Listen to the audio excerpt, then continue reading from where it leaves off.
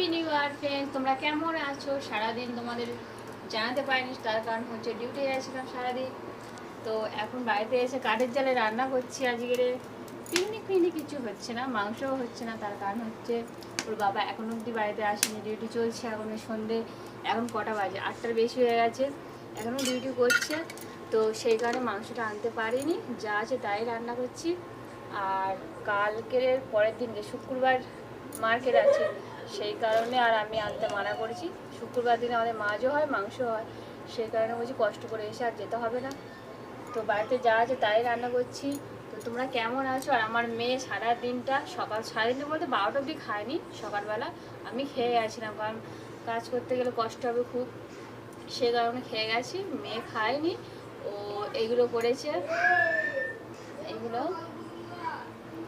2025 happy new year. আর ঘরের মধ্যে পুজো দিয়েছি, দিয়ে 12টা অবধি না খেয়েছিল। আমি 12টার সময় খেতে আসি, তখন ওকে খেতে দিয়েছি, সকালে করে খাইয়েই যাই। ছেলেকে খাইয়ে দিয়েছি, আমি নিজে খেয়েছি, সবাই খেয়েছি, শুধু মেয়ে খায়নি। তো আজকের দিনে সবাই যত রাগ অভিমান আছে সবাই ভুলে গিয়ে সবাই নিজেকে আপন করে নিও, আর ভালোভাবে সব থাকবে। Bye bye, tata.